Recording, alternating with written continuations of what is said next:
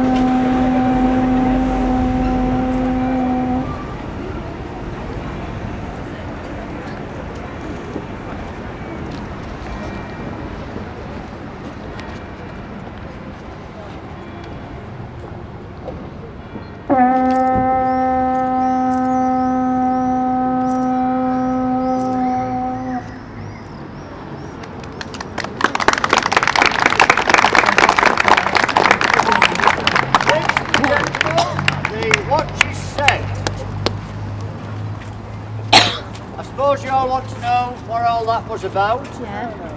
So I better tell you. My name's Paul Schofield, and as you've probably gathered, I'm your hornblower for this evening. You can get through there, and I'll stand here. The ceremony you've just witnessed is probably the oldest surviving tradition in Europe. We've been doing it every night since the year 886. It hasn't been me all the time, I hasten to add. Our Victorian forefathers concocted the story that it was as a result of a granting of a charter to the city by King Alfred the Great. Apparently what happened was that Alfred was wandering round the kingdom of Northumbria when he chanced upon Ripon, or in Ripon as it was known in those days. And he took quite a fancy to the place. He says, you've got a grand little spot here on the confluence of 3 rivers, and I'd dearly like to grant you a charter. But unfortunately I left Winchester in a bit of a rush, and I haven't got any writing materials with me. I've only got 4.5 minutes. I haven't got a quill pen or a lump of parchment to my name. But it just so happens that in the back of me carriage I've got this horn. So, as a token of a granting of a charter to the city of Ripon, I'm going to give you this horn. And I suggest you find somebody to blow it. Well, ladies and gentlemen, if you believe that, you'll believe in Father Christmas.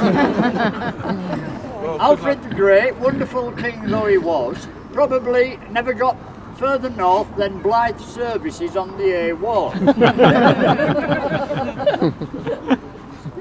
And probably of all the kings in English history, he was absolutely meticulous in writing things down. He never went anywhere without a retinue of monks sort of scribing for him. And furthermore, if you read the Anglo-Saxon Chronicle pertaining to that year, you'll find that Alfred was rather busy in London kicking the Vikings out of there. But why let the truth get in the way of a good story? It says 886 on me tie, so it must be right. Anyway, sometime in the Dark Ages, Ripon did indeed appoint a Wakeman. And the duties of the Wakeman were to uphold law and order. If anybody's house got broken into, or you got mugged in the streets, the Wakeman had to reimburse any loss that you incurred. And to enable him to do this, he used to levy a tax on people's doors. If your door opened directly onto the market square, you had to pay 4pence a year, which was quite a considerable sum in those days. If your door was up some little side alley, you only paid 2pence a year. And if you were fortunate enough to only have a back door, Well, it was not but a penny. So that's why there's so many side little alleyways running up Ripon Market Square. We're not daft. This Wakeman was elected by and from the 12 most important people in the city, a body of men known as the 12 Keepers. And once the Wakeman was elected, he duly appointed the other 11 as his constables. So it was a bit of a closed shop. And this happy practice continued more or less in the same vein all the way up to 1604. The Wakeman used to signify that his duty had started by sounding a horn on the four corners of what was then the market cross, and he was to remain on duty till 3 or 4 in the morning.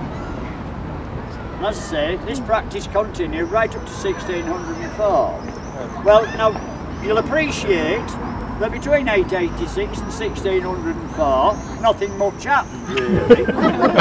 Alright, we had a couple of major civil wars, Black Death, Norman Conquest. We were almost permanently at war with France. And we kept having a little bit of trouble with these folks that live north of the border. They used to array themselves in their best kilts and sporrans, hop over that wall, come south and create mayhem. In fact, there was one occasion in the early part of the 14th century, we had to pay them quite a considerable amount of money to make them go away again. They were threatening to burn the place down. As I say, now much happened really. And during that time, Ripon became quite a prosperous place, mainly on the back of the wool industry. This was greatly helped by the coming to England in the 12th century of Cistercian monks from Clairvaux in France. Now these Cistercians were big sheep farmers, and they founded 4 rather large abbeys in relatively close proximity to Ripon. We've got Fountains Abbey about a mile up the road, there's Jervaux Abbey near Midlam, and further east we've got Byland Abbey, and the oldest of the 4, Ripon Abbey. And also, Ripon eventually became quite an important player in the cloth trade as well. In fact, after York and Halifax, Ripon was the most important place in Yorkshire for cloth. And this again was helped by King Edward III banning the import of foreign cloth in the middle of the 14th century. So everything seemed to be all hunky-dory. But good things never last forever. And by the time we get to the 16th century, the wheels started to come off.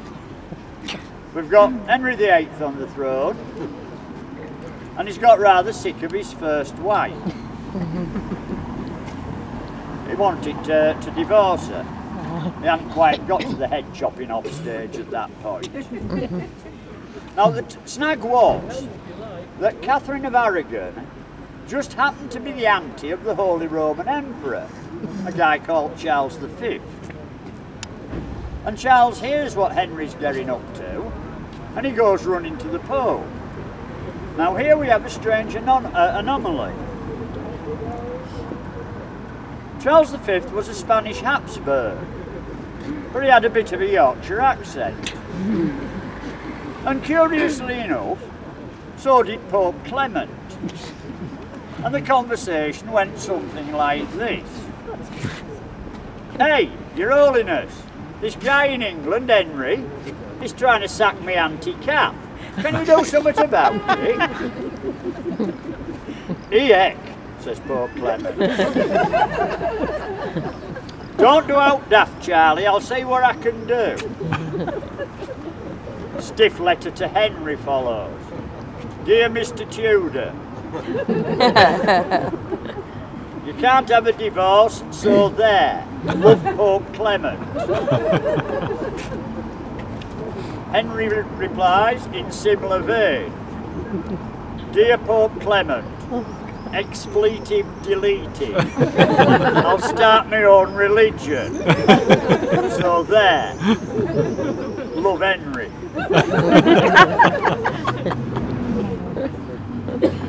So, in a brief nutshell, ladies and gentlemen, you've got how the Church of England was founded. Anyway, the upshot was that Henry passed a Dissolution Act in 1535, effectively shutting down these monasteries, abbeys and things like that. And 3 years later, his demolition squads managed to get this far north, and they started whipping all the lead off the abbey roofs, pitching the church plate, confiscating the lands and making a vast fortune in the process.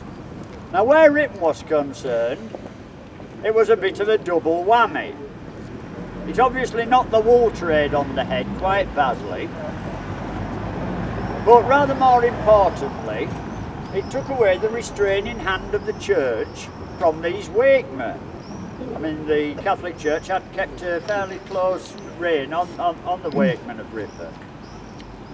And for the next 70 years or so, something akin to anarchy ruled. In fact, the market square began to look a bit like a punishment theme park. They were tying people to the backs of carts and whipping them. There was one famous occasion in 1570, after the rising of the North, that 300 people were hanged in the space of a month. And putting people in the stocks was quite a popular pastime.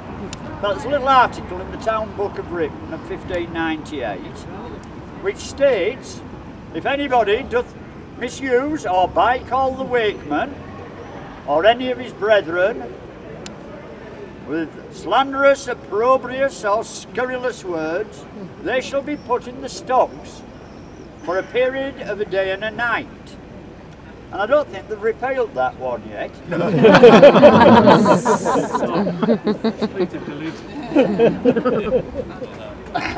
Right. Anyway, to cut a long story short, 1603, Queen Elizabeth I dies, bringing an end to the Tudor dynasty, and she's succeeded by James VI of Scotland, who not surprisingly becomes James I of England. And the following year, 1604, the King pays Ripon a visit, and this time the monarch is armed with a proper written charter. So he gathers together the great and the good of the city, these 12 blokes, and says, look, unlike King Alfred, who I've heard about, I've got a nice proper written charter for you. The ink is still wet, and you're not having it till you get yourself sorted out. I'm sick of you lot. I want you to elect a proper city council and have this council headed up by a mayor. Now you don't argue with James I, as a guy called Guy Fawkes found out the following year. So elections were duly held, with the upshot being that Ripon got its first city council and its first mayor. Now, the first mayor of Ripon was a chap called Hugh Ripley, who used to live in that house, which is now the Wakeman's Cafe, on the southwest corner of the market square, of which more later. And Hugh had been a Wakeman in the past, so he knew what the crack was with his horn-blowing caper. And he says, look, I think it's a wonderful tradition that we've got, sounding the horn every night at 9 o'clock. But unfortunately, now I've been elected mayor, I can't do it. For one thing, I'm far too busy with my civic duties, and another thing is that the straps on the horn will get tangled up with my chain. So what I'm going to do is appoint a hornblower to do the job for me. But I know what a dodgy bunch of characters you horn-blowing types can be. I've been there, I've done it, I've worn the tricorn hat. You'd much rather spend time in taverns, quaffing ale and carousing and carrying on, than going out on market squares blowing horns. He does have a bit of a point there, to be fair, but we won't go into that too. I mean, if you see a hornblower coming out of the unicorn, don't be surprised. If you see a unicorn coming out of the hornblower, that's quite good. Carry a pigeon and descend on my windowsill, or a messenger with a cleft stick and come knocking on my front door, or sometimes he'd just email me or text me. However, our current mayor isn't so forthcoming, but I do happen to know that she's on holiday this week. And I don't think the City Council would take very kindly if I traipsed off to Torremolinos just to blow the horn. So I'm going to use my get-out clause. I'm going to sound my horn 3 times on the Town Hall steps. I can do this because, if you notice, above the Town Hall front door there's a lamp.